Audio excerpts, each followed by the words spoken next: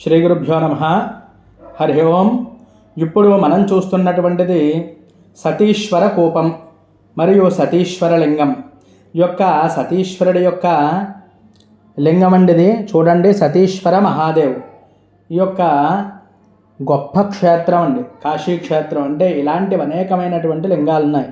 ఈ సతీశ్వరుడి యొక్క అభిషేకం కానీ, దర్శనం కానీ, అర్చన కానీ చేసుకున్నట్లయితే మనకి లభించేటువంటి ఫలితాలు ఏమిటి అనేది ఇప్పుడు మనం తెలుసుకుందాం. ఇది ఎక్కడుంది అనేది ముందుగా మనమైతే తెలుసుకుందాం. మనకి మహామృత్యుంజయ టెంపుల్ అని ఉంది, అంటే కాలభైరవుడి దగ్గరలో.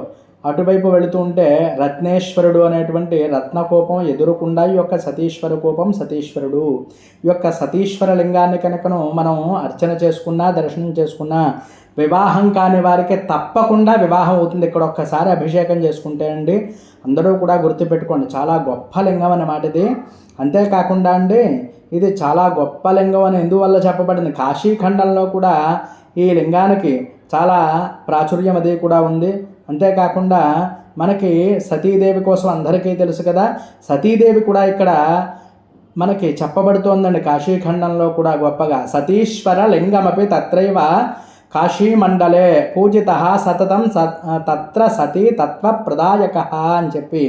అంటే ఈ కాశీక్షేత్రంలో సతీశ్వర లింగాన్ని పూజించిన వారికి సతీతత్వం అంటే శివశక్తి ఏకత్వం, జ్ఞానం లభిస్తుంది అని చెప్పి చెప్పబడుతోంది.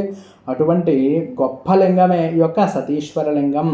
ఇది శక్తితత్వమైనటువంటి లింగం అండి. సతీస్మరణ స్థితిని సూచించే యోగలింగం కూడాను.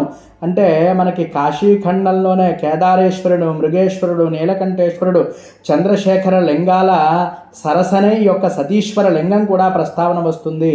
అందుకే దీనిని సతీశ్వర లింగానికి చాలా గొప్ప ప్రాచుర్యం అంతా కూడా చెప్పబడుతోంది.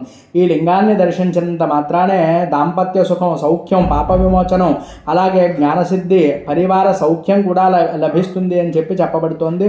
అందరూ కూడా దర్శించండి, తరించండి. తప్పకుండా కాశీ క్షేత్రానికి వెళితే కనుకను ఈ లింగాన్ని అందరూ కూడా మరి దర్శించి తరించండి.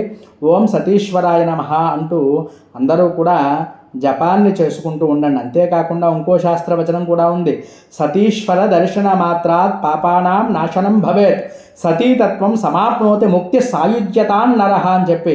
సతీశ్వర లింగం దర్శనం చేసినంత మాత్రానే పాపాలనే కూడా తొలగిపోతాయి, సతీతత్వ జ్ఞానాన్ని పొందుతాడు, చివరికి శివ సాయుధ్యాన్ని కూడా పొందుతాడు అని చెప్పి మరి చెప్పబడుతోంది. అటువంటి గొప్ప లింగాన్ని వేళ దర్శనం చేసుకుని అభిషేకం చేసుకోవడం జరిగింది.